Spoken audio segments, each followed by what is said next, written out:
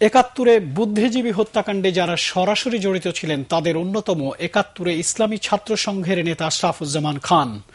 এখন তিনি যুক্তরাষ্ট্র প্রবাসী, সেখানকার ইসলামী নেতা। আর এই পরিচয়কে কাজে লাগিয়ে তিনি যুদ্ধাপরাধীদের বিচারের বিরুদ্ধে অর্থ সংগ্রহ এবং প্রচারণা চালাচ্ছেন বলে অভিযোগ পাওয়া যাচ্ছে। আর জানাচ্ছেন আলমগীর স্বপন।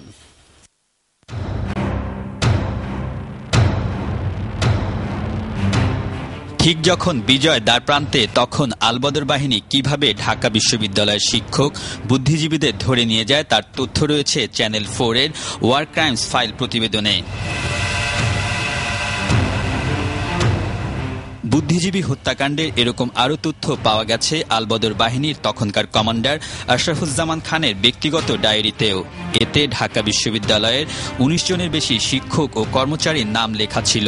প্রায় ৭ জন শিক্ষককে বর্তমান যে আপনার বুদ্ধিজীবী কবরস্থান আছে মিরপুর, সেখানে সে তাদেরকে গুলি করে, সহস্তে গুলি করে হত্যা করে।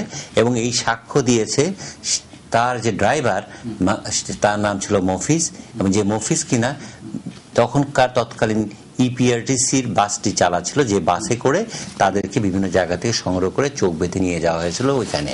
আর আশরাফুজ্জামান খান যে আলবদর বাহিনীর নেতা ছিলেন তার প্রমাণ রয়েছে পাকিস্তানের জামায়াত নেতা ও করাচি বিশ্ববিদ্যালয়ের অধ্যাপক মহিউদ্দিনের লেখা সানসেট অ্যাট মিডডে বইতেও। ১৯৯৭ সালে তার বিরুদ্ধে মোহাম্মদপুর থানায় মামলা করেছিলেন শহীদ বুদ্ধিজীবী অধ্যাপক গিয়াসউদ্দিনের পরিবার। Ashrafuzzaman was the leader of the whole operation. আমাদের মামলাটা এবারও যখন খোঁজ করা হলো, সবচেয়ে আশ্চর্য বিষয়, এর মাঝখানে বিএনপি গভর্নমেন্টের ফেস্টে ওই ফাইলটা নাকি এখন আর খুঁজেই পাওয়া যাচ্ছে না। তিনি জানান, আশরাফুজ্জামান খান এখন মার্কিন যুক্তরাষ্ট্রে Islamic circle of North America ও ইমাম ফেডারেশনের নেতা হিসেবে জামায়াত ও যুদ্ধাপরাধীদের পক্ষে প্রচারণা সহ অর্থ সংগ্রহ করছেন।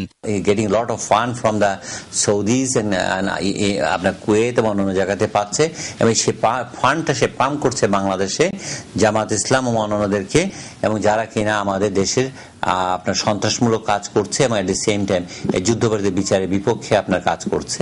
গভর্নমেন্টের চেষ্টা করা উচিত, মানে অনেক ইন্টারন্যাশনাল ল আছে, তো ওদেরকে এক্সপেডাইট করে নিয়ে আসা উচিত, নিয়ে এসে বিচার করা উচিত।